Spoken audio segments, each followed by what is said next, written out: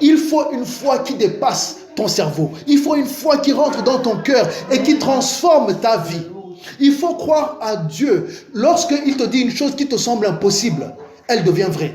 Quand Dieu, il promet une chose, il l'accomplit. Il infuse la vie dans ceux qui étaient morts. Il donne la vie à ceux qui étaient vieux. Il restaure et il donne le statut à celui qui n'avait pas de statut. Le Dieu que nous servons, ce Dieu, lorsqu'il parle, il agit. Alléluia. Gloire à Dieu ce matin. Nous remercions le Seigneur pour cette journée qu'il a faite. Nous remercions le Seigneur pour sa fidélité, pour son amour, pour ce qu'il fait parmi nous. Et vraiment, nous remercions le Seigneur pour les bons et merveilleux témoignages que nous entendons ce matin. Le Seigneur qui restaure nos vies, qui restaure notre statut, qui restaure qui nous sommes. Et aujourd'hui, ce matin, nous voulons aussi vous dire la bienvenue à tous ceux qui sont présents ici aujourd'hui parmi nous et aussi tous ceux qui nous suivent sur Internet, qui nous suivent dans les réseaux sociaux, qui entendent ces audios que nous publions. Nous voulons vous dire bienvenue, nous voulons vous dire bonne écoute, nous voulons vous remercier et surtout remercier le Seigneur pour votre vie et nous espérons que ces messages vous inspirent, que vous êtes transformés par ces messages et que vous rentrez dans la connaissance de Dieu et de son plan merveilleux pour nous les hommes, pour l'humanité. Et nous allons continuer à explorer le livre de Romains. Nous sommes au chapitre 4 et aujourd'hui nous allons voir l'héritage de la foi. Donc Romains chapitre 4, nous n'allons pas revenir sur les 3 premiers chapitres. Nous vous invitons à suivre, pour ceux qui n'ont pas pu, de retrouver les différents audios qui ont été enregistrés. Donc les 3 premiers chapitres. Et aujourd'hui nous allons commencer directement à lire et nous allons aussi lire d'autres passages qui vont nous permettre de bien comprendre de quoi il s'agit en ce moment. Romains chapitre 4. Que dirons-nous donc qu'Abraham, notre père selon la chair, a obtenu? Si Abraham a été justifié par les œuvres, il a sujet de se glorifier, mais non devant Dieu. Car que dit l'Écriture? Abraham crut à Dieu, et cela lui fut imputé à justice. Or, à celui qui fait une œuvre, le salaire est imputé non comme une grâce, mais comme une chose due. Et à celui qui ne fait point d'œuvre, mais qui croit en celui qui justifie l'impie, sa foi lui est imputée à justice. De même, David exprime le bonheur de l'homme à qui Dieu impute la justice sans les œuvres. Heureux ceux dont les iniquités sont pardonnées et dont les péchés sont couverts. Heureux l'homme à qui le Seigneur n'impute pas son péché. Ce bonheur n'est-il que pour les circoncis ou est-il également pour les incirconcis? Car nous disons que la foi fut imputée à justice à Abraham. Quand donc lui fut-elle imputée? Était-ce après ou avant sa circoncision? Il n'était pas encore circoncis, il était incirconcis. Et il reçut le signe de la circoncision comme sceau de la justice qu'il avait obtenu par la foi quand il était incirconcis, afin d'être le père de tous les incirconcis qui croient, pour que la justice leur soit aussi imputée. Et le père des circoncis, qui ne sont pas seulement circoncis, mais encore qui marchent sur les traces de la foi de notre père Abraham quand il était incirconcis. En effet, ce n'est pas par la loi que l'héritage du monde a été promis à Abraham ou à sa postérité, c'est par la justice de la foi. Car si les héritiers le sont par la foi est vaine et la promesse est annulée. Car la loi produit la colère, et là où il n'y a point de loi, il n'y a non plus de transgression. C'est pourquoi les héritiers le sont par la foi, pour que ce soit par grâce, afin que la promesse soit assurée à toute la postérité, non seulement à celle qui est sous la loi, mais aussi à celle qui a la foi d'Abraham, notre Père à tous, selon qu'il est écrit, « Je t'ai établi Père d'un grand nombre de nations. » Il est notre Père devant celui auquel il a cru. Dieu, qui donne la vie aux morts et qui appelle les choses qui ne sont point, comme si elles étaient. Espérant contre toute espérance, il crut et devint ainsi le Père d'un grand nombre de nations, selon ce qui lui avait été dit, telle sera ta postérité. Et sans faiblir dans la foi, il ne considéra point que son corps était déjà usé, puisqu'il avait près de 100 ans, et que Sarah n'était plus en état d'avoir des enfants. Il ne douta point, par incrédulité, au sujet de la promesse de Dieu, mais il fut fortifié par la foi, donnant gloire à Dieu et ayant la pleine conviction que ce qu'il promet, il peut aussi l'accomplir. C'est pourquoi cela lui fut imputé à justice. Mais ce n'est pas à cause de lui seul qu'il est écrit que cela lui fut imputé. C'est encore à cause de nous, à qui cela sera imputé, à nous qui croyons en celui qui a ressuscité des morts, Jésus notre Seigneur, qui a été livré pour nos enfances et est ressuscité pour notre justification. Amen. Amen. Amen. Aujourd'hui, je vais donner le titre « L'héritage de la foi » ou bien « La foi, notre héritage » pour nous qui croyons. Et nous croyons, et notre croyance n'est pas vaine.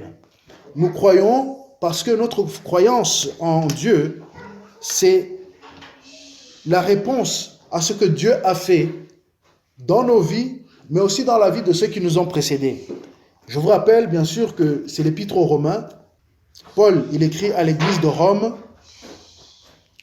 Donc Paul, il écrit à l'église de Rome. Et il est dit au chapitre 1er qu'il veut affermir leur foi. Donc, nous croyons en Dieu, mais il ne suffit pas juste de croire simplement. Il y a une manière de croire que Dieu exige. Et la manière de croire, Dieu l'a présentée par Abraham. Ça a commencé par Abraham. On dit qu'Abraham, c'est le père de tous les croyants. Mais c'est parce que, c'est vrai, dans tout ce qui concerne les religions, on pourrait dire qu'Abraham, il représente au moins un tiers de l'humanité. Parce qu'il y a les musulmans, il y a les chrétiens, ça fait déjà un tiers de l'humanité. Il y a les juifs, qui sont une minorité au niveau mondial, mais il y a les chrétiens, et aussi, ensuite, il y a aussi les musulmans qui se proclament d'Abraham. Donc, tous ceux qui se proclament d'Abraham représentent un tiers de l'humanité au minimum. Nous sommes à peu près 7,8 milliards, presque 8 milliards, donc ça fait presque 3 milliards de personnes, ou 2,5 milliards de personnes, qui se proclament d'Abraham d'une manière ou d'une autre. Qu'ils aient raison ou qu'ils aient tort, ils ont été influencés par la vie d'Abraham. Mais aujourd'hui, je vous ai dit que le titre que je donnais à ce message, c'est l'héritage de la foi. Et rapidement, nous allons aller dans le livre d'Hébreux, chapitre 11, pour voir comment la foi est considérée, ou bien elle est définie, et ce que la foi nous donne. Parce que nous allons parcourir ensuite rapidement le chapitre 4 et comprendre tout ce qui est important dedans. Quand on dit que nous croyons en Dieu, que nous avons la foi en Dieu, la Bible dit au Hébreux chapitre 11 et verset 1er, « Or la foi est une ferme assurance des choses qu'on espère, une démonstration de celles qu'on ne voit pas. Pour l'avoir possédée, les anciens ont obtenu un témoignage favorable. » Donc ça c'est au verset 2. Ensuite le verset 6 du chapitre 11. « Or sans la foi, il est impossible de lui être agréable. » Donc sans la foi, il est impossible d'être agréable à Dieu. Car il faut que celui qui s'approche de Dieu croit que Dieu existe et qu'il est le rémunérateur de ceux qui le cherchent. Et bien sûr, je vous invite à lire tout le chapitre 11 et 12, même c'est bon de lire la parole de Dieu. Il faut au moins une fois dans votre vie d'avoir lu toute la Bible. Parce que la Bible se réfère à elle-même. Parce que la Bible, c'est l'Esprit de Dieu qui a inspiré les hommes pour l'écrire. La Bible a été inspirée par l'Esprit de Dieu pour que les hommes sachent comment vivre et avoir une relation avec Dieu. Alors, Abraham, vous allez voir aussi au chapitre d'Hébreux 11, il parle encore de lui. Et c'est important de comprendre ces choses parce que finalement, Abraham, c'est celui par qui, sans Abraham, bon, peut-être que Dieu aurait pu choisir un autre homme, mais il a choisi Abraham. Et au verset 8 du chapitre 11 encore, on parle d'Abraham justement. Et c'est ce que nous allons comprendre. Ça va nous aider à comprendre Romains, ce qui est écrit dans Romains. Mais vous pourrez aussi lire dans Genèse. Mais au verset 8, c'est par la foi qu'Abraham, lors de sa vocation, ou lors de son appel, obéit et partit pour un lieu qu'il devait recevoir en héritage, et qu'il partit sans savoir où il allait. C'est par la foi qu'il vint s'établir dans la terre promise, comme dans une terre étrangère, habitant sous des tentes, ainsi qu'Isaac et Jacob, les cohéritiers de la même promesse. car il attendait la cité qui a de solides fondements, celle dont Dieu est l'architecte et le constructeur. Et puis sa femme aussi. C'est par la foi que Sarah elle-même, malgré son âge avancé, fut rendue capable d'avoir une postérité parce qu'elle crut à la fidélité de celui qui avait fait la promesse. C'est pourquoi d'un seul homme déjà usé de corps naquit une postérité nombreuse comme les étoiles du ciel, comme le sable qui est sur le bord de la mer et qu'on ne peut compter. Amen. Continuons, revenons en Romains. Abraham, pour ceux qui ne connaissent pas Abraham, ce serait difficile de dire que personne ne connaît Abraham. Si vous vivez dans l'Occident et même dans beaucoup de pays, vous allez voir que Abraham, c'est un personnage qu'on connaît, qui est connu, que beaucoup de gens respectent. Je vous ai dit, il y a les chrétiens, il y a les juifs, il y a les musulmans. Tous, ils respectent Abraham. Et tous se proclament, d'une manière ou d'une autre, d'être d'Abraham. Abraham, nous voyons son histoire ici.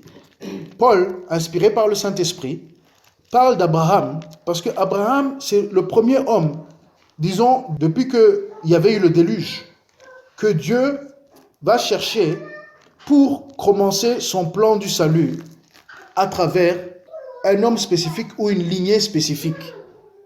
Et Abraham, on voit qu'il y a quelque chose d'important. Dans la Bible, souvent nous lisons, et parfois nous pouvons lire la Bible en désordre. Mais ici, nous allons voir qu'il est important de lire la Bible dans l'ordre. Parce que, ici, dans Romains 4, nous voyons que la séquence des événements entre la relation de Dieu et Abraham, ce que Dieu demande à Abraham, et même la circoncision, parce qu'on va parler de la circoncision rapidement, on en a parlé déjà. Mais nous voyons qu'Abraham, il a été justifié par la foi, même avant d'être circoncis. C'est-à-dire que la foi d'Abraham, Dieu l'a appelé. Et vous savez, vous pouvez dire, mais comment Dieu appelle quelqu'un? Alors, Dieu peut appeler quelqu'un de plusieurs manières. Dieu, il parle aux hommes de plusieurs manières. Abraham, parce que Abraham, il a entendu la voix de Dieu.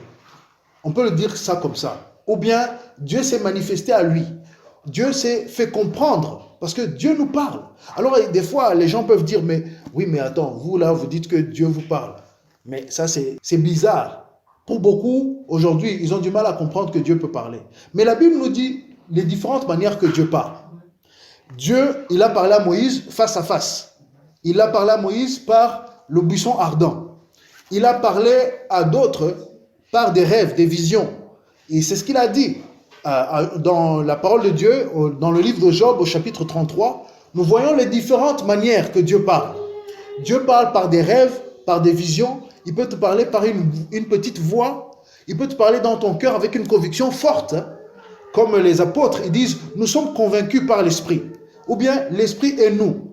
Comment alors ça arrive? C'est parce qu'il y a une pensée forte en toi que Dieu aimait. Et c'est une pensée qui te donne la paix aussi. Même si c'est une chose difficile, mais tu sais que ça t'amène la paix. Une paix qui vient de Dieu.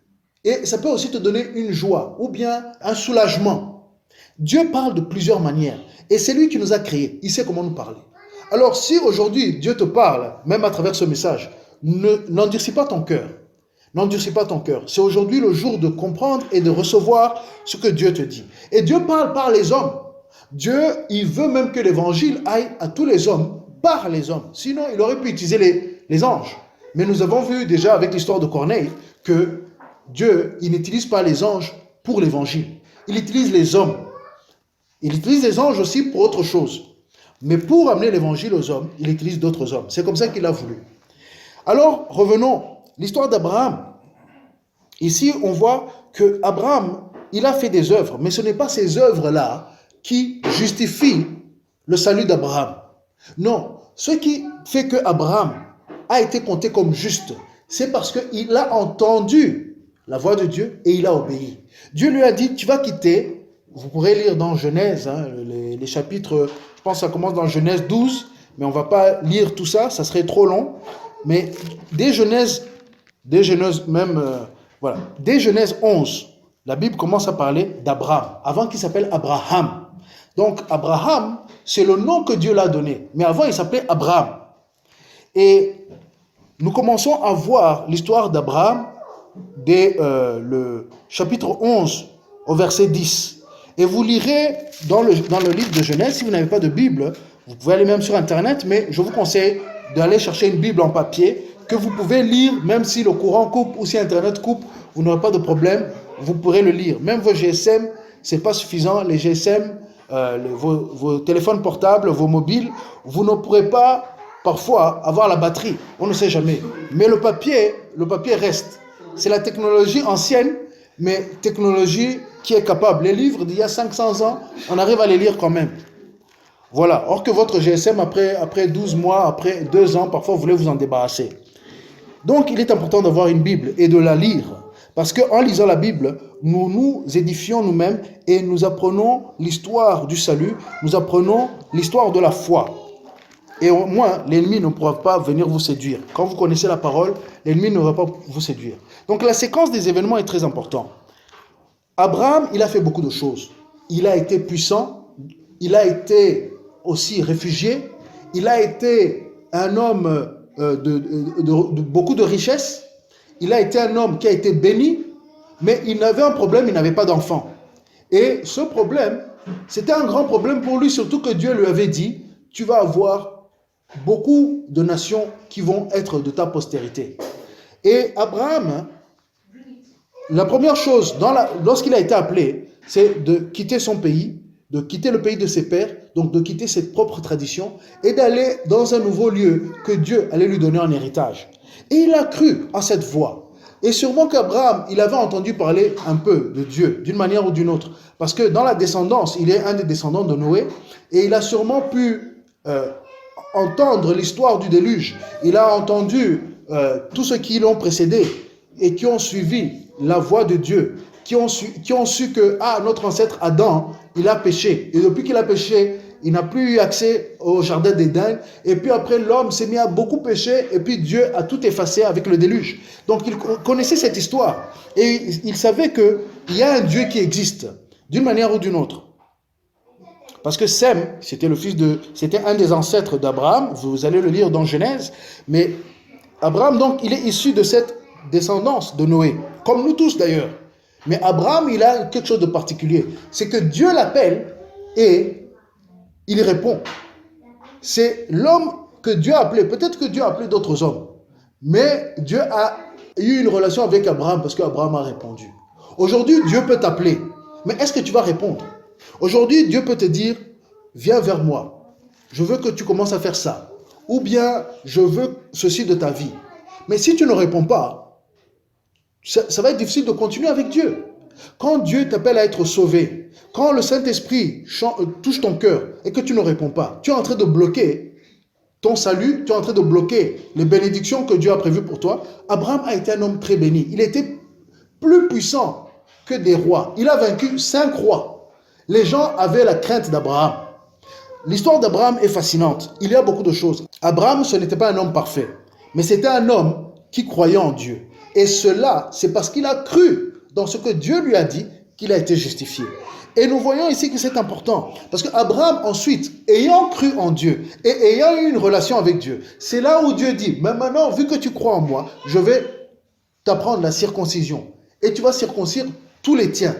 Donc Abraham, à l'époque, il avait une petite armée, il avait des serviteurs, qui avaient aussi leur propre famille. Ils étaient en tout 316. Il avait beaucoup de serviteurs et de servantes. Mais lui-même n'avait pas encore d'enfants. Et ensuite, il a eu Ismaël. C'est lorsqu'il a voulu, inspiré par sa femme, il a voulu aider Dieu à accomplir la promesse. Mais ce n'était pas la promesse de Dieu. Ismaël, beaucoup se proclament d'Ismaël, mais Ismaël, ce n'était pas l'enfant de la promesse. Isaac a été l'enfant de la promesse. Et nous allons voir rapidement que la circoncision que Abraham a eue, ce n'était pas celle-là qui a fait qu'il est justifié. Ça, c'était une manifestation, c'était une œuvre en conséquence de la foi qu'il a eue. Parce que la foi, c'est de croire en Dieu. Et non seulement croire en Dieu, croire dans ce que Dieu te dit et aussi se positionner dans le sens là. C'est-à-dire qu'Abraham, on lui a dit, quitte ta terre, quitte la terre de tes pères. Il a quitté.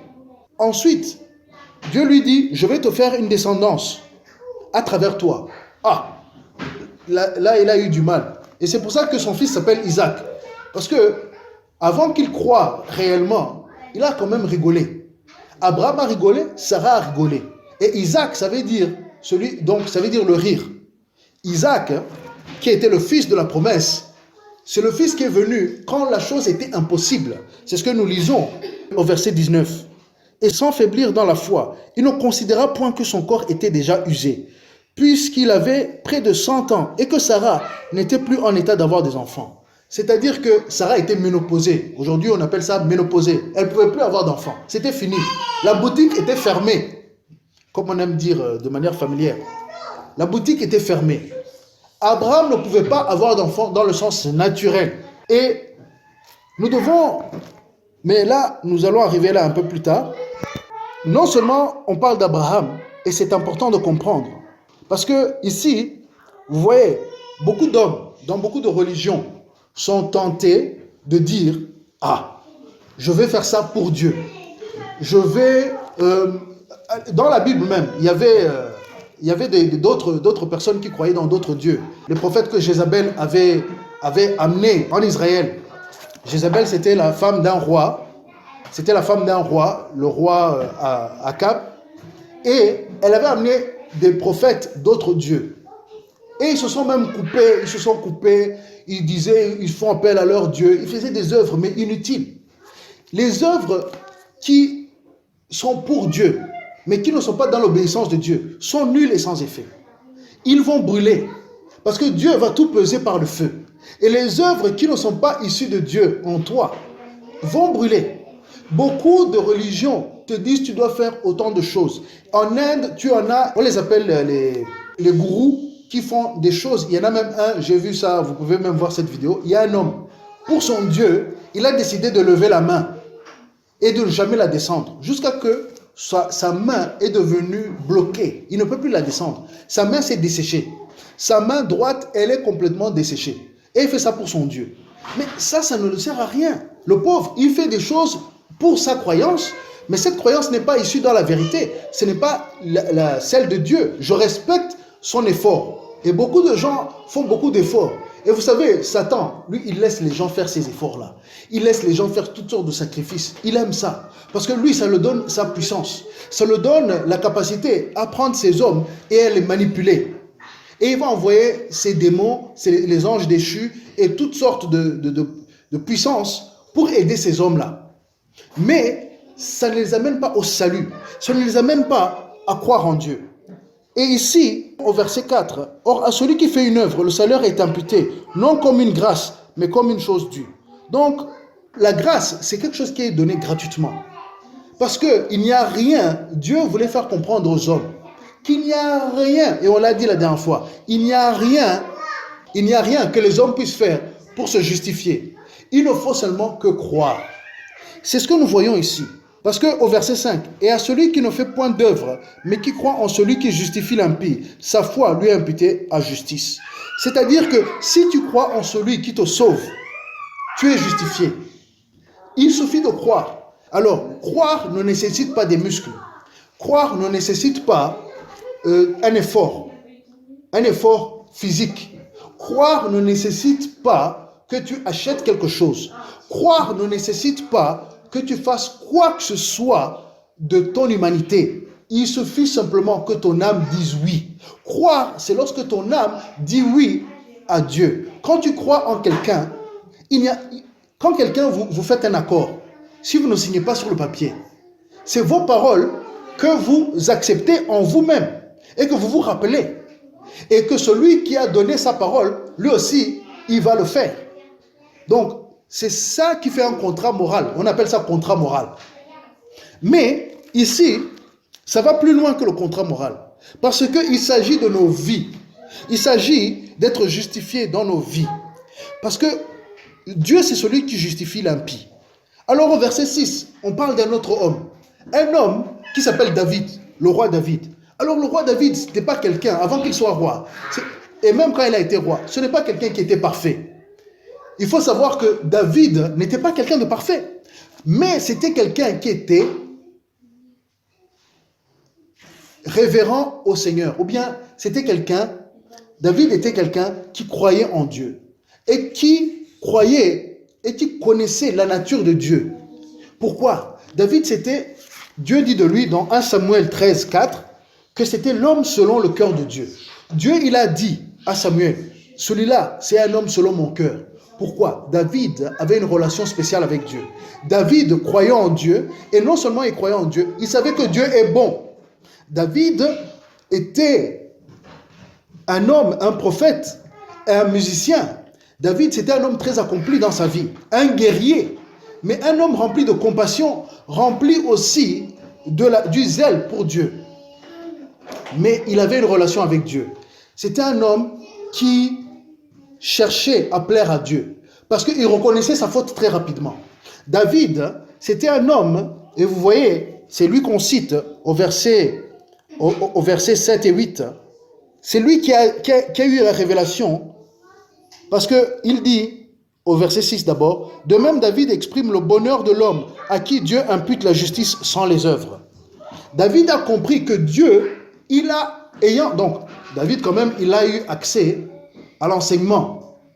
Et il avait accès aux histoires des anciens, à la loi de Moïse. Parce que la loi de Moïse, c'était l'ordre de Dieu de l'enseigner à tous les enfants d'Israël. Et donc David, il avait eu le temps de méditer de ce Dieu-là. David, c'était quelqu'un qui était mis de côté. Aujourd'hui, nous avons entendu le témoignage d'une de nos sœurs que Dieu a restaurée, qui avait été mis de côté pendant un temps, qui n'était pas respecté, mais que Dieu l'a restauré. David aussi, il avait été mis de côté. On ne s'occupait pas de lui spécialement. Parce que quand le prophète Samuel, Dieu l'envoie pour aller chercher le prochain roi, David n'était pas considéré. Donc David, c'était un homme que, au début de sa vie, il n'avait pas été considéré. Ni par sa famille, on l'avait mis sur les troupeaux. Quand le prophète de Dieu est venu visiter leur maison, le père a présenté les autres enfants, et lui, le dernier, on ne l'a pas considéré. On ne l'a même pas présenté au prophète. Et pourtant, Dieu, c'est celui qu'il a choisi. Pourquoi? David, en son cœur, il avait une relation spéciale avec Dieu. À mon avis, il avait une relation difficile dans sa famille. Mais Dieu l'a choisi parce qu'il parlait à Dieu. Dans ses chants, il parlait à Dieu. Il aimait louer Dieu. Il comprenait aussi le cœur d'un berger parce qu'il était berger. Mais il comprenait aussi que Dieu peut être dur, mais Dieu est bon. Lui, il était lui-même berger. Donc, il y avait sûrement des moutons, parfois, qui étaient difficiles. Mais il avait compris, dans sa vie de difficulté, il a compris l'humilité. Et il a compris qu'il est bon de se repentir rapidement. Et il a eu cette révélation. Et c'est ce que nous voyons dans les psaumes. Le psaume 32. Heureux ceux dont les iniquités sont pardonnées et dont les péchés sont couverts. Heureux l'homme à qui le Seigneur n'impute pas son péché. Il a reçu cette révélation que le Seigneur pouvait enlever le péché complètement.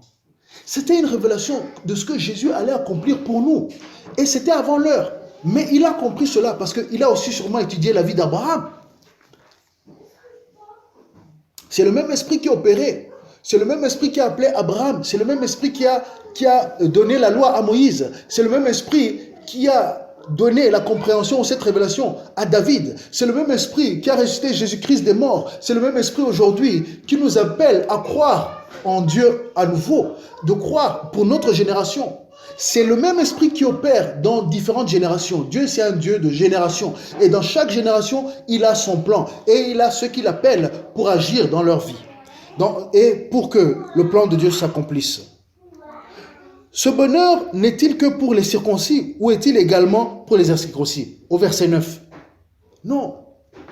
Ici, clairement, nous voyons qu'il est important. La séquence des choses, comme on disait tout à l'heure, la séquence des choses. Abraham a cru avant d'être circoncis. Donc ce n'est pas la circoncision qui fait que nous sommes privilégiés. Si tu es circoncis, tant mieux pour toi. Mais ce n'est pas ta circoncision naturelle ou bien sûr ton corps qui fait que tu es accepté. Non, c'est parce que tu crois. Et d'ailleurs, les circoncisions ne se fait que sur les hommes. On pourrait même dire, certains pourraient dire, oh mais c'est les hommes seulement qui peuvent avoir accès à l'Esprit de Dieu ou à la révélation divine. Non, parce que Dieu a utilisé Abraham, il a utilisé Sarah pour accomplir la promesse. Et Sarah aussi, elle a fini par croire. Parce qu'elle a accepté la volonté de Dieu. Elle aussi, elle a ri Sarah, elle a aussi rigolé. Ils l'ont appelé Isaac parce qu'ils ont tous les deux rigolé. Ils ne pouvaient pas croire dans cette chose. Comment un homme presque de 100 ans, une femme qui est ménopausée, comment on va avoir un enfant? Mais Dieu, c'est le Dieu de la résurrection. C'est le Dieu qui donne vie là où il y avait la mort. C'est le Dieu qui agit là où les choses étaient fermées. Dieu ouvre. Aujourd'hui, si tu as un problème dans ta vie, si tu as une situation qui est desséchée, si tu as une situation où il n'y a plus de vie, Dieu peut infuser la vie. Si Dieu t'a dit que tu allais être marié et que tu vois que le temps avance et que ça semble impossible, que tu n'as même l'envie de trouver un homme ou de trouver une femme a disparu de toi. S'il t'a dit que tu vas être marié, que tu vas avoir des enfants, il va le faire. Continue à croire. Aujourd'hui, si Dieu t'a dit que tu allais ouvrir un business et que tu as peut-être essayé d'ouvrir 5, mais ça ne marche pas, non, continue, parce qu'il va te donner l'idée qui va faire que tu vas percer. Parce que la foi que Dieu donne, quand Dieu il promet une chose, il l'accomplit, il infuse la vie dans ceux qui étaient morts. Il donne la vie à ceux qui étaient vieux. Il restaure et il donne le statut à celui qui n'avait pas de statut. Le Dieu que nous servons, ce Dieu, lorsqu'il parle, il agit. Et c'est ce que nous sommes en train de découvrir ici. Et ici, il ne s'agit pas d'être circoncis ou pas être circoncis. Tout le monde a accès. Parce que Abraham a été justifié avant d'être circoncis. La circoncision n'est venue que confirmer ou manifester physiquement ce qui était déjà acté spirituellement. De la même façon, lorsque tu aimes ta fiancée et que tu dis « je veux te marier », la bague que vous allez porter au mariage, la bague, ce n'est pas au moment que tu as mis la bague sur son doigt que tu as commencé à l'aimer. Non. C'est simplement que la bague, elle montre que tu l'aimes. La bague dans le mariage ou les signes d'amour, c'est un symbole. Et voilà. Mais l'amour que tu as pour elle, ou bien qu'elle a pour toi, a commencé avant que vous soyez mariés. De la même manière, Dieu, et Paul est inspiré par le Saint-Esprit, je le rappelle. Parce que le raisonnement que nous avons ici, ce n'est pas un raisonnement humain. C'est le raisonnement de Dieu. Et Dieu, il a millimétré, il a créé. C'est lui qui a façonné la voie du salut. Et il a façonné la relation avec Abraham. Et c'est lui qui a donné l'ordre aux séquences des choses dans la vie d'Abraham lorsqu'Abraham a commencé à croire en Dieu. Au verset 11. Donc, Abraham reçut le signe de la circoncision comme sceau de la justice qu'il avait obtenu par la foi quand il était incirconcis, afin d'être le père de tous les incirconcis qui croient, pour que la justice leur soit aussi imputée. Et tous les incirconcis, tous ceux qui ne sont pas juifs, tous ceux qui ne sont pas descendants naturels d'Abraham. Sauf que ici, Paul, il parle à des juifs et des non-juifs. Je vous le rappelle rapidement. Mais donc, nous les non-juifs, nous ceux qui ne sont pas des tribus d'Israël, nous avons aussi été justifiés si nous croyons. Voilà pourquoi il fallait qu'Abraham croie avant. Et d'ailleurs, il n'aurait pas pu être circoncis s'il ne croyait pas. Donc, c'est la preuve. Donc, et le père des circoncis, qui ne sont pas seulement circoncis, mais encore qui marchent sur les traces de la foi de notre père Abraham quand il était incirconcis. Il y a eu beaucoup d'événements qui se sont passés avant que Abraham soit circoncis. Je ne vais pas aller dans les détails de cela. Vous pouvez le lire dans le livre de Genèse. Vous allez comprendre que Abraham, la circoncision a été une œuvre de sa foi. Et l'apôtre Jacques, il dit que la foi sans les œuvres est nulle. Et parfois les gens comprennent mal ce que Jacques dit. Mais pour ceux qui comprennent la parole de Dieu et que ce que l'Esprit nous fait comprendre dans sa parole, c'est que les œuvres que nous faisons lorsque nous avons la foi, c'est des œuvres qui confirment la foi que nous avons eue. Donc, lorsque nous allons être baptisés, par exemple, lorsque nous avons cru en Jésus-Christ, la prochaine étape, c'est le baptême. Le baptême, c'est une obéissance, c'est un acte physique qui accompagne la foi que nous avons eue dans le Père. Nous devons d'abord croire en lui, ensuite pour être immergés dans l'eau, pour symboliser, et ce n'est pas seulement un symbole, il y a une puissance dedans, parce qu'il y a une puissance dans l'obéissance de Dieu. Mais le baptême, c'est aussi un acte qui vient confirmer la foi que nous avons eue en Jésus-Christ. Continuons. Je vous ai dit le titre aujourd'hui, c'est l'héritage de la foi, ou bien la foi, notre héritage. Au verset 13, en effet, ce n'est pas par la loi que l'héritage du monde a été promis à Abraham ou à sa postérité. C'est par la justice de la foi. Par la justice de la foi. Vous savez, nous disons la justice de la foi, nous lisons la justice de la foi. C'est-à-dire que c'est par la droiture ou bien par le chemin qui plaît à Dieu de la foi. Il y a un mauvais chemin de la foi. Et il y a beaucoup de gens qui disent qu'ils ont la foi, mais c'est une foi intellectuelle. C'est une foi qui est basée sur des fausses choses. C'est pour ça qu'il y a beaucoup de religions. Il y a beaucoup de religions parce que les hommes, ils ont une foi, mais qui n'est pas dans la justice. Il faut que ce soit dans la justice, c'est-à-dire dans le chemin que Dieu a prévu. Et le chemin que Dieu a prévu, il l'a révélé. Ce chemin s'appelle Jésus-Christ. Aujourd'hui, celui qui veut avoir la vraie foi, il doit marcher dans la justice de Dieu ou dans la justice de la foi. Et la justice de la foi, c'est Jésus-Christ. Parce que la justice, ça veut dire marcher droitement, ou marcher dans le droit chemin, ou marcher selon la volonté de Dieu. C'est ce que Jésus a dit lorsqu'il allait être baptisé. Jean-Baptiste ne voulait pas baptiser Jésus. Mais Jésus, il a dit, je dois être baptisé, je paraphrase, je dois être baptisé pour accomplir toute la justice. Donc, pour accomplir toute la volonté de Dieu. Donc, Dieu a un plan précis. Donc, la justice de la foi, c'est la foi selon la volonté de Dieu. Parce qu'il y a beaucoup de foi. Il y a beaucoup de foi, mais il y a beaucoup de foi qui ne sont pas selon la volonté de Dieu. La dernière fois, je vous ai parlé de ceux qui croient dans la réincarnation. Ça, c'est une foi, mais qui n'est pas dans la justice de Dieu. Il y en a qui ne croient pas en Jésus-Christ, mais qui croient dans le Dieu créateur, par exemple les juifs et les musulmans. C'est une foi, mais qui n'est pas dans la vérité, qui est loin de la vérité parce que la vérité s'est manifestée en Jésus-Christ. Donc, c'est une foi qui n'est pas dans la justice totale de Dieu. Ils ont accès aux Écritures, les Juifs ont accès aux Écritures, mais ils n'ont pas reconnu ou cru en Dieu. Parce qu'ils n'ont pas cru totalement en Dieu, c'est-à-dire en Jésus-Christ. Leur foi sera complète, leur foi sera dans la justice complète lorsqu'ils auront cru dans la mort et la résurrection de Jésus-Christ. Pour les musulmans, c'est pareil. Pour les autres foi, toutes les foi que nous pouvons avoir, s'il n'y a pas Jésus-Christ dedans, qu'il est mort et ressuscité, qu'il est venu du ciel, qu'il est né par la Vierge Marie, qu'il est mort et ressuscité, cette foi n'est pas juste. Mais ici, nous qui sommes héritiers, voyons l'héritage que nous avons dans la foi qui est notre héritage. Donc c'est une foi qui doit être selon la volonté de Dieu. Au verset 14, « Car si les héritiers le sont par la loi, la foi est vaine et la promesse est annulée. Car la loi produit la colère, et là où il n'y a point de loi, il n'y a point non plus de transgression. » Vous voyez, la loi produit la colère. C'est-à-dire, bon, lisons carrément. C'est pourquoi les héritiers le sont par la foi, pour que ce soit par grâce, afin que la promesse soit assurée à toute la postérité, non seulement à celle qui est sous la loi, mais aussi à celle qui a la foi d'Abraham, notre Père à tous, selon qu'il est écrit, « Je t'ai établi Père d'un grand nombre de nations. » La loi, nous lisons ici que la loi produit la colère. La colère de qui? La colère de qui? Est-ce que ce n'est pas la colère de Dieu?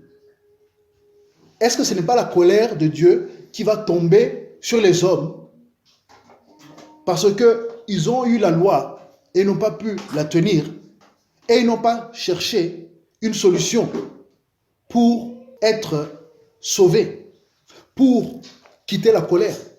Dieu, il a présenté la loi. Et la dernière fois, nous avons vu que la loi, elle est utile pour montrer le péché. Et si le péché existe, la colère de Dieu s'applique sur le péché.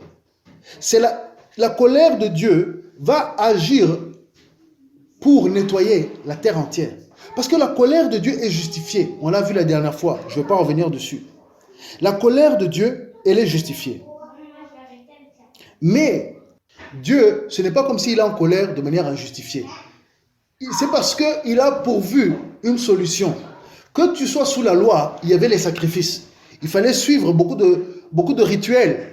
Mais c'était pour le peuple d'Israël, pour un temps, et pour qu'il soit un exemple aux nations, comment suivre Dieu. Mais aussi, c'était pour qu'on valorise l'œuvre que Dieu allait faire. Chaque fois, imaginez, tous les matins, il fallait tuer les animaux là, les agneaux, le matin, le soir. Et ensuite, le prêtre, le grand prêtre, s'il allait d'une mauvaise manière dans le Saint des Saints, dans le temple, il mourait. C'était vraiment très grave parce que le poids du péché est grave. Et Dieu, il savait bien que l'homme ne pouvait pas se défaire du péché. Et c'est pour ça qu'il a prévu ça depuis la fondation, sa bonté. Dieu est très bon. Il te montre que c'est très grave. Mais aussi, il te montre comment sortir de ton problème du péché. Et il a prévu ça depuis. Le plan, c'est pas comme si avec Abraham, Dieu était en train d'improviser. Non, il avait prévu les choses de manière très bien. Il savait qu'il suffit de croire. Et c'est le système qu'il a mis en place. Tu n'as pas besoin d'avoir des bras ou des jambes pour croire. Tu as besoin d'être vivant. Tu as besoin d'être conscient. Et la plupart des hommes sont conscients. Donc, à part ceux qui sont dans le coma, mais même ceux qui sont dans le coma, parfois, ils entendent des choses. On voit de l'activité cérébrale. Aujourd'hui, avec la technologie, on sait voir tout ça. Mais il est important de voir que Dieu ne compte que sur notre croyance. Il suffit de croire. Et c'est pour ça que Dieu peut rester en colère face à celui qui ne veut pas croire en lui. Parce que la colère de Dieu va s'appliquer à celui qui ne veut pas croire en lui. Parce que Dieu, il a tout fait pour que les hommes viennent à croire. Il a tout fait. Avançons. Au verset 17. Je t'ai établi père d'un grand nombre de nations. Et cette capacité de croire en Dieu, que nous avons lu dans Hébreux 11, c'est une chose. Croire, c'est croire dans ce qui est invisible, dans ce que nous ne pouvons pas percevoir avec nos yeux naturels. Mais nous le comprenons dans notre âme et dans notre esprit, parce que nous ne sommes pas que la matière, comme beaucoup le pensent aujourd'hui. Nous ne sommes pas que matière. Les communistes pensent que nous sommes que matière. Et c'est pour ça qu'ils combattent la religion. Ou bien qu'ils combattent les croyances. Pourtant, eux-mêmes, c'est une croyance. L'idée de croire que nous sommes que matière, c'est une croyance et une fausse croyance. La plus terrible des croyances, inspirée par le diable. Ils combattent toutes sortes de croyances. Ils ne veulent pas que la religion agisse. Et même si je ne dis pas que le christianisme est une religion, parce que c'est une vérité qui est prise comme une religion, mais ce n'est pas une religion. C'est une relation avec Dieu. Quand tu es croyant en Dieu, quand tu crois en Jésus-Christ, ce n'est pas une religion, s'il vous plaît. Tu fais partie d'un corps, tu fais partie d'un pays. C'est un gouvernement, c'est une nation.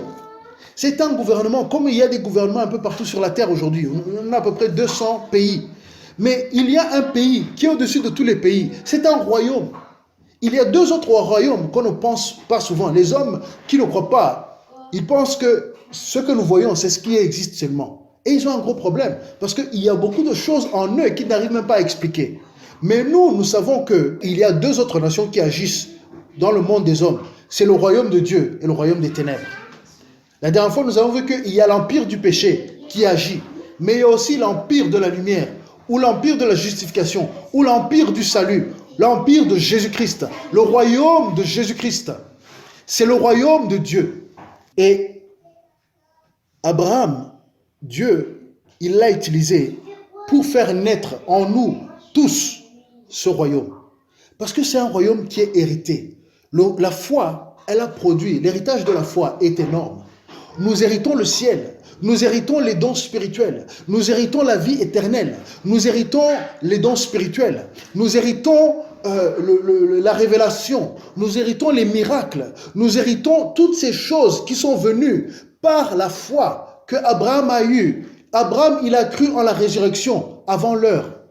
Abraham, il a cru dans la cité céleste avant l'heure. Et nous-mêmes aujourd'hui, nous n'avons pas encore vu la cité céleste. Mais nous y croyons parce que la cité céleste que Jésus est en train de préparer pour nous, que les anges sont en train de préparer avec le Seigneur Jésus pour nous, cette cité va arriver. Un jour, nous y serons dedans. Mais aujourd'hui, nous avons l'église que Jésus a fondée, qui est une famille, qui est un corps, et qui fait partie, qui fait de nous des citoyens du royaume de Dieu. Et justement, nous arrivons à un point important, qui est, si je peux dire comme ça, comment appliquer la foi. Au verset 19. Et sans faiblir dans la foi, il ne considéra point que son corps était déjà usé, puisqu'il avait près de 100 ans et que Sarah n'était plus en état d'avoir des enfants.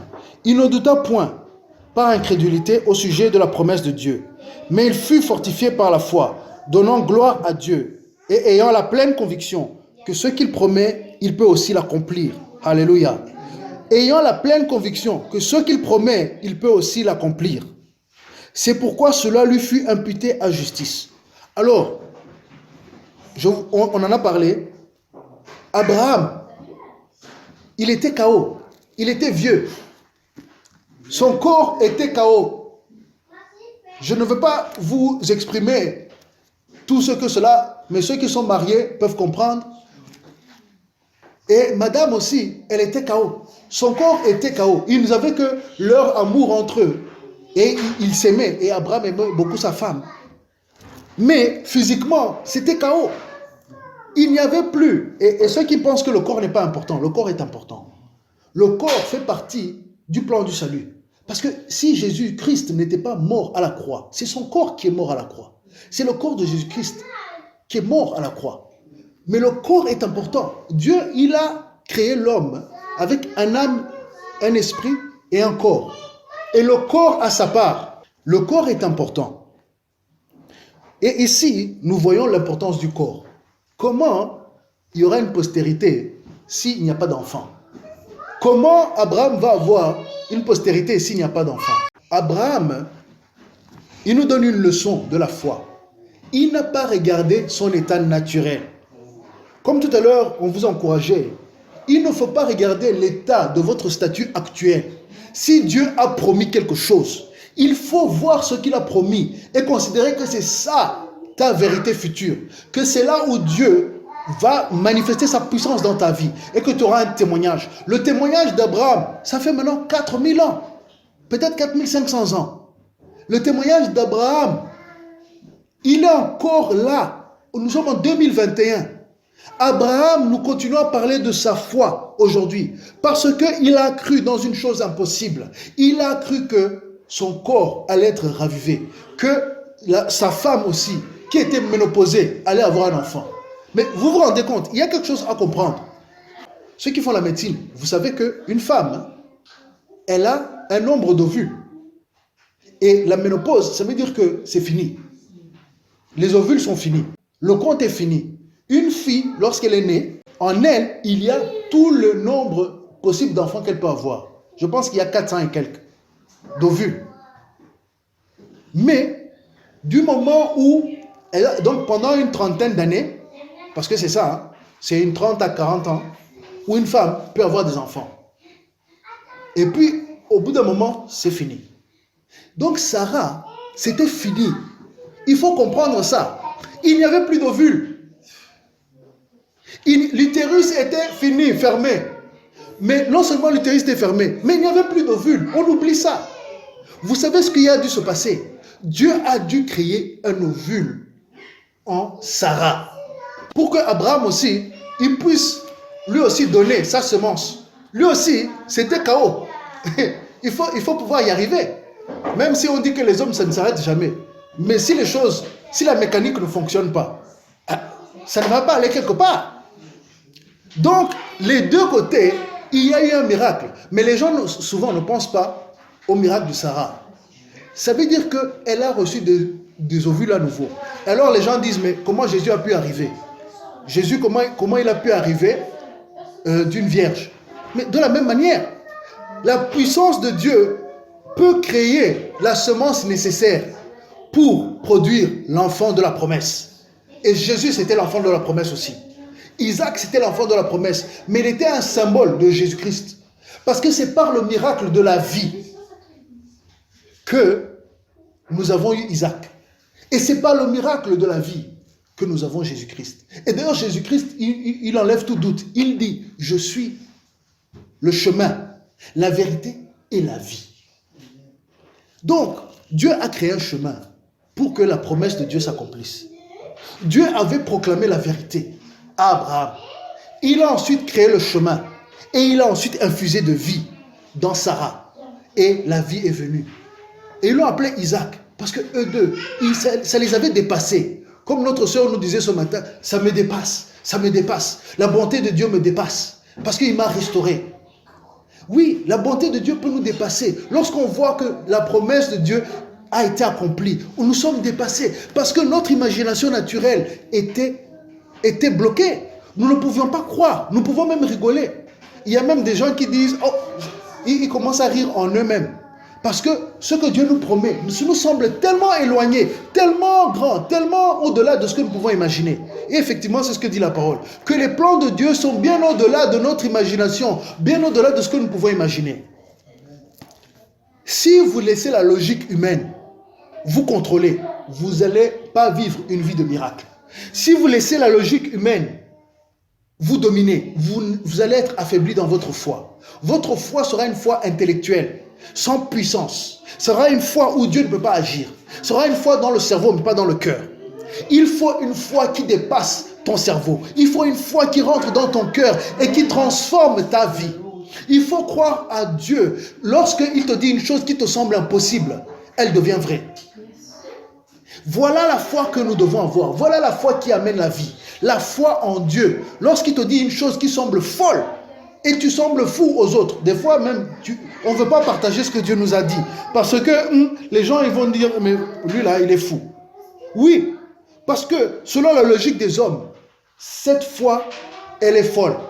Mais c'est la foi dans l'impossible, en Dieu, le Dieu de l'impossible. Pourquoi? Au verset 21, nous comprenons pourquoi. Ayant la pleine conviction que ce qu'il promet, donc ayant la pleine conviction que ce que Dieu promet, Dieu peut aussi l'accomplir. Et non seulement il le peut, il le fait. Amen. Dieu accomplit sa promesse à chaque fois. Dieu accomplit. Si tu restes fidèle, Dieu va accomplir la promesse. Dieu a fait que Abraham, il a cru. Et un bon soir, après qu'il a été visité par Dieu, ou bien par les trois hommes, les anges, par l'ange de l'Éternel, vous allez lire l'histoire.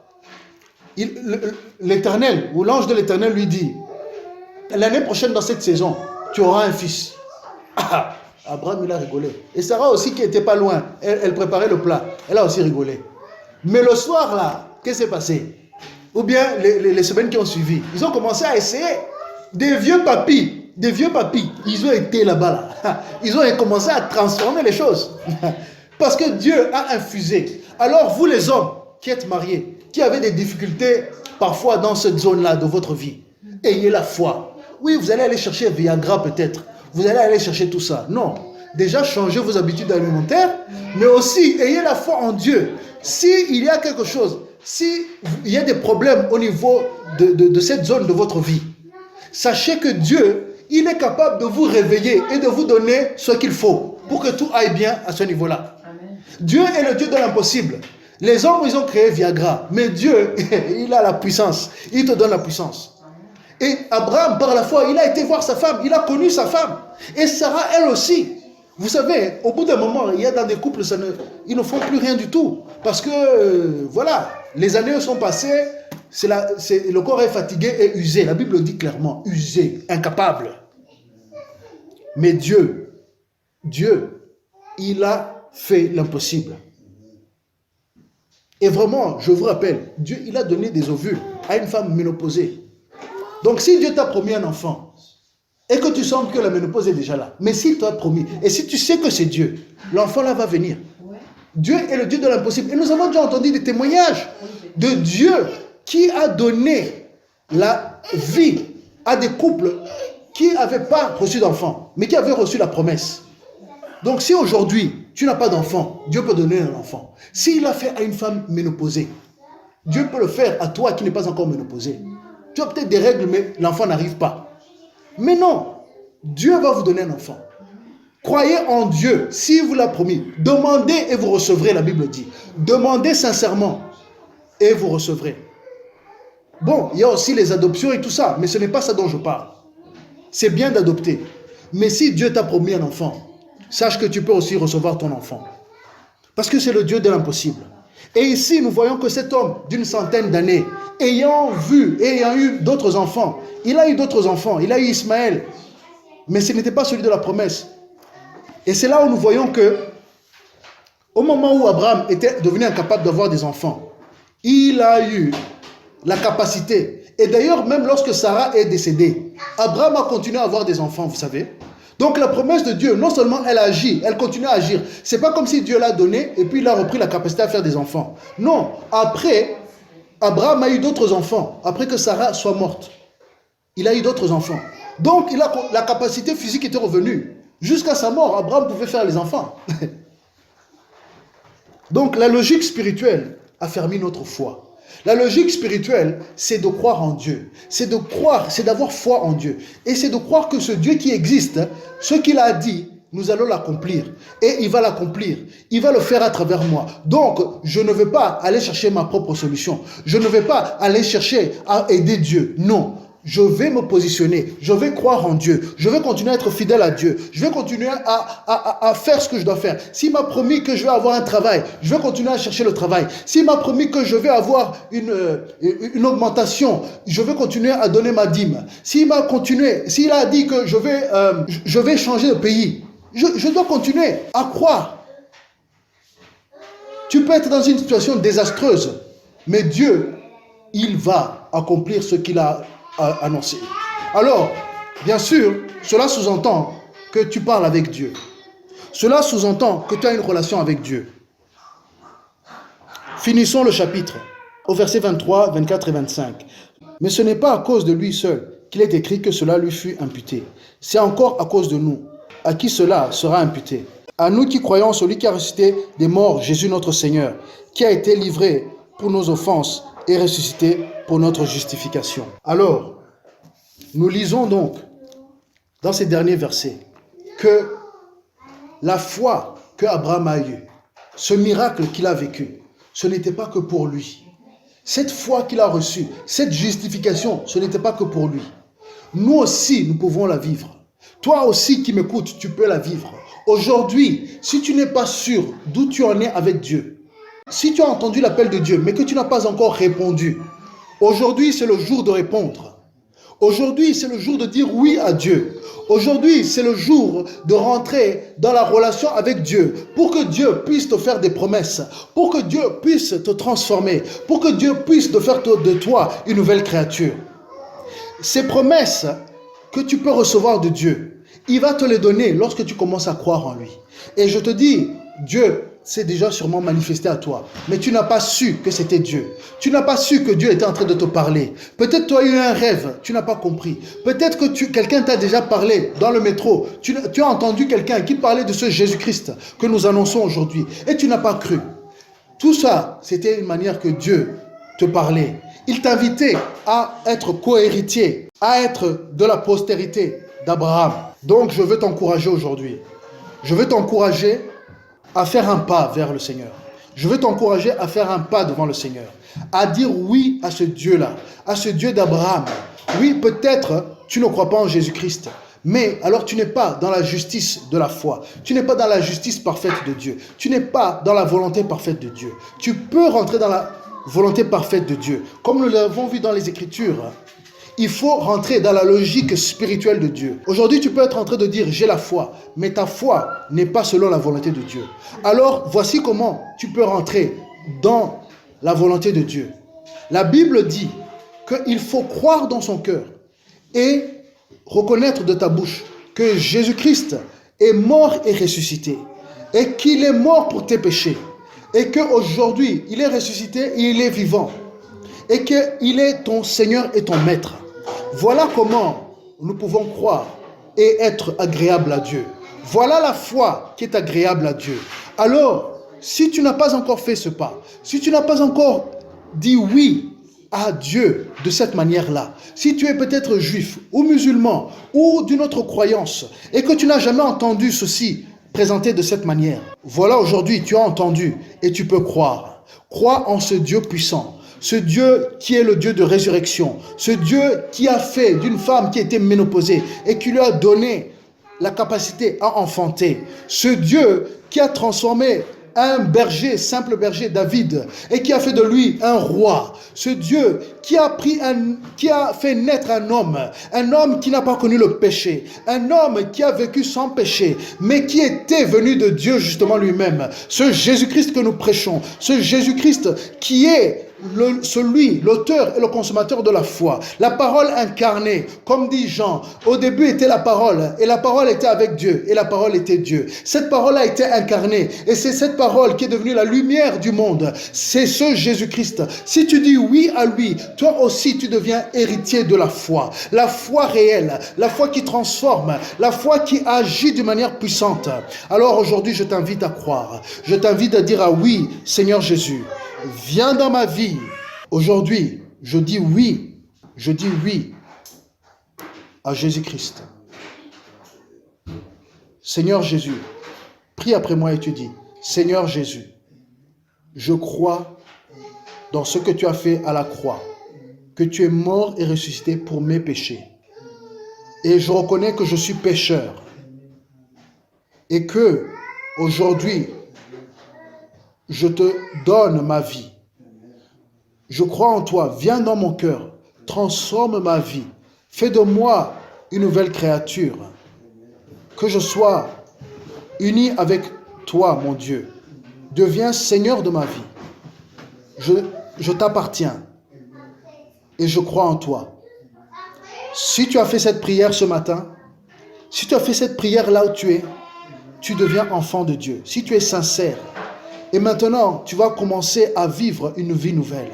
Tu vas commencer à sentir le Saint-Esprit à plus forte mesure rentrer dans ta vie et transformer ta vie pour que la vie soit infusée en toi. Les situations qui étaient catastrophiques dans ta vie, Dieu peut les transformer. Les situations qui étaient mortes dans ta vie, Dieu peut les transformer.